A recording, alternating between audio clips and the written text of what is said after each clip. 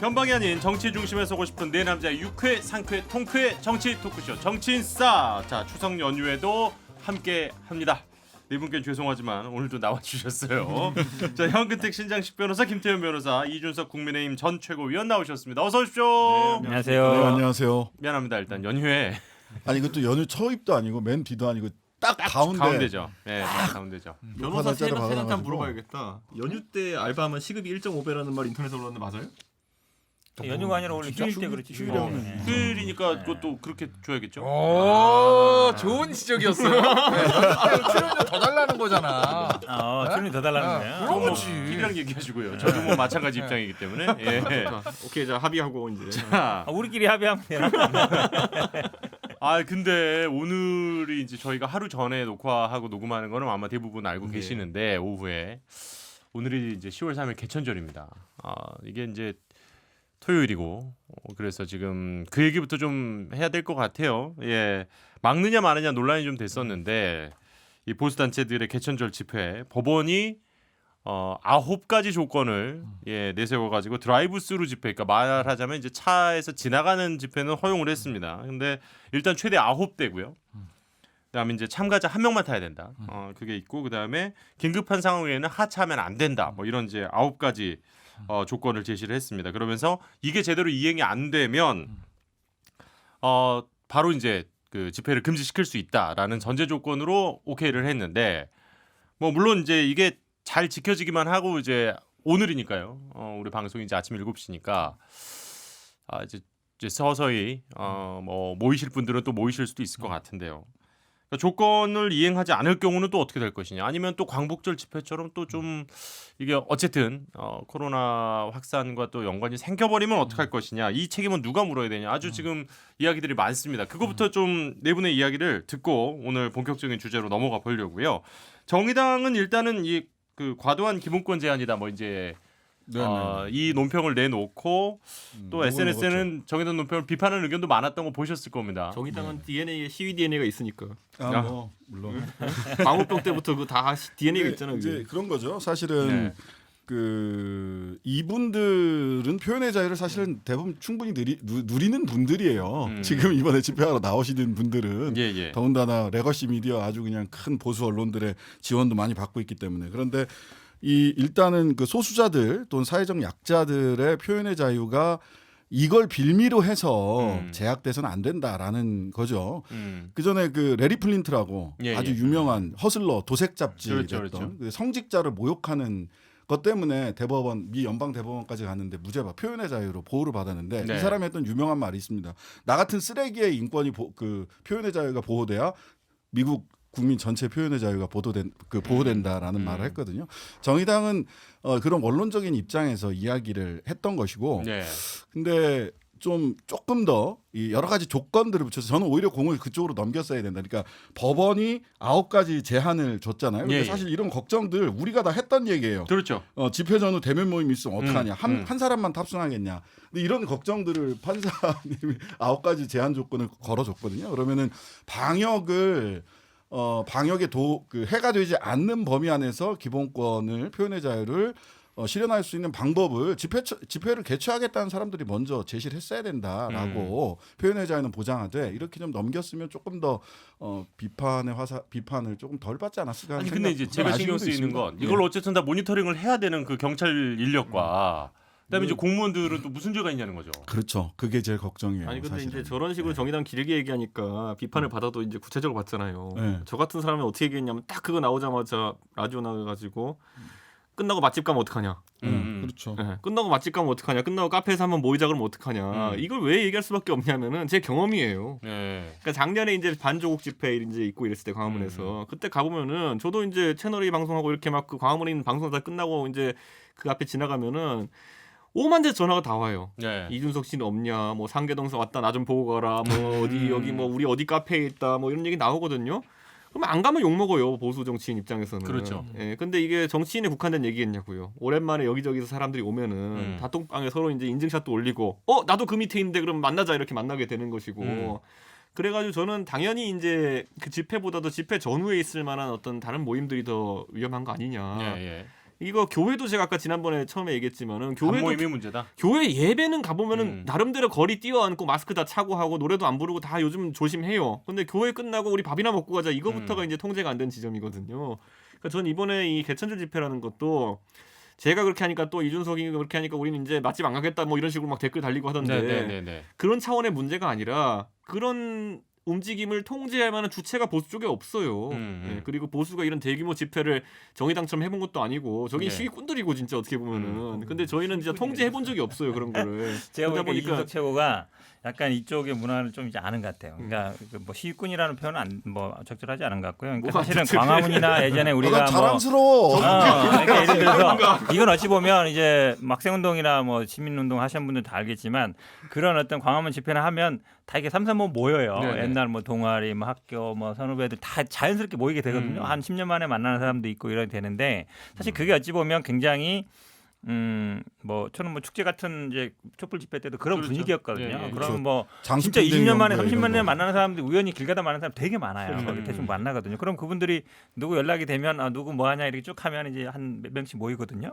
근데 저는 물론 이 조건이 저는 아마 다 준수될 거라고 보진 않아요. 근데 왜냐하면 사실 이렇게 하면 거의 하지 말라는 얘기가 마찬가지거든요. 근데 뭐 더 신청한 곳들이 더 늘어나고 그렇죠. 막 아마 그러잖아요, 허가 시간상은 제가 보기에 그분들은 안 될 것 같고 네네네. 아마 이제 완전히 금지하기는 조금 뭐 집회 자유라든지 이런 부분도 있는 것 같긴 한데 저는 좀 이런 생각이 들어요. 물론 이렇게까지 해서 이분들이 뭐 얘기하고 싶은 바는 아마 뭐 이런 거겠죠. 지금 뭐 북한 얘기라든지 취미 얘기나 이런 얘기 하고 싶을 것 같은데 글쎄요. 제가 보기엔 뭐 굳이 꼭 해야 되느냐. 그리고 이 조건들이 말씀처럼 사실은 준수하기 되게 어려운 조건인데 그렇죠. 만약에 그 현장에서 안 지킨다고 해서 그러니까 경찰이 어떻게 뭐 그분들 발이 제지하거나 아니면 이게 안 되거든요. 네, 만약에 내리게 하는데 못 내리게 막을 수도 없는 것이고 또 만약에 그렇게 사람들 하겠다는 것 같은데. 그렇죠. 그러니까 네. 제가 보기에는 어찌 보면 약간 불가능한 조건들인 것 이제 같은데 다음 주에 우리가 만나면 이 그렇죠. 집회에 대한 결과에 대한 걸 우리가 보고 나서 얘기를 하겠지만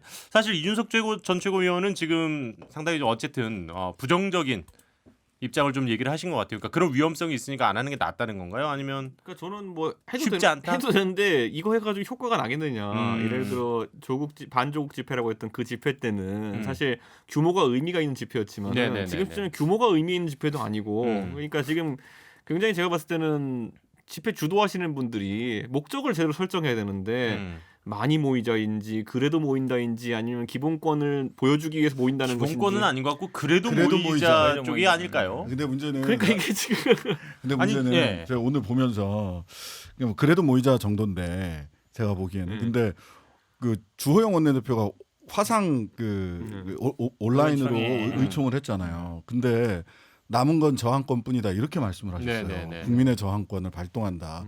그 국민의 저항권 발동하는 게 사실 세금을 안 내거나 하는 소극적인 방식도 있고 적극적 방식은 사실은 집회 시위 표현의 자유를 최대한 누려가지고 집회 시위 방식으로 해서 하는 거예요. 법으로도 안 되고 뭘로도 안 된다라고 하는데 근데 하필이면 10월 2일 날 10월 3일 개천절 집회를 앞두고 그런 메시지가 정확한 것인지 적절한 것인지 그 앞서서도 이제 그 사람들의 권리다 뭐 이런 얘기 예, 하셨습니까? 예, 그러니까 뭐 판사 출신이시라서 그런 기본권이 보장돼야 된다는 측면에서는 저랑 똑같은 생각일 거예요. 하지만 10월 3일 개천절 집회를 앞두고 개최된 추석 그 중간에 화상회의에서 남은 건 저항권뿐이다라고 하는 것이 제1야당 원내대표로서 조금 더 신중했어야 되지 않나. 이건 뭔가 이렇게 독려하는 듯한 메시지로 김태현 들릴 수도 변호사님은 있다. 어떻게 뭐- 보셨어요? 여기 차 타고 오시는 분들이 국민의힘에서 하랜다고 더 하고 하지 말란다고 안 하는 분들 아니니까. 고무 동료는 된다는 거죠. 그럼 뭐 저 주영 원내대표가 저항권 얘기했다고 원내대표 사인을 줬냐고 나가는 그런 구조는 아니에요. 그렇기 때문에 뭐 그건 별로 의미 없는 주호영 원내대표 얘기고. 근데 뭐 이런 건 있어. 그러니까 저도 안 하는 게 베스트라고 봐요. 왜냐하면 이제 크게 이제 선거를 봐야 되는데 네. 김종인 비대위원장이 할 말이 역시 늘 선거를 생각하죠. 무조건 김태현 선거죠. 변호사님은. 아니 예, 예. 다 필요 없어. 연락이 돼야지. 제가 이거 잠깐 어간는 얘기인데 문재인 정부 들어와서 3년째인가 우리가 하다 보니까 이런 생각이 들었어. 4년째 이제 4년째. 벌써. 선거는 무조건 이겨야 된다. 음. 이겨야 돼. 억울하면 이겨야 돼. 선거는. 음. 그 생각 자꾸 들어요 저는. 네, 그래요. 예, 억울하면 이겨야 돼. 계속 이어가시죠. 근데- 여당 하다가 야당 이제 처음 해가지고 힘들구나. 근데 김종 비대위원 그랬잖아요. 사람들 광화문에 모여서 태극기 흔들고 뭐 한다고 문정부가 끝납니까? 선거를 이겨야 되는 거지. 이런 얘기를 했잖아. 그러니까 사실은 그 냉정하면서도 정확한 답이에요. 네네. 광화문이 아무리 해봐야 바뀌는 거 없습니다. 선거로 이겨야지. 그럼 선거 이기려면 어떻게 해야 되냐?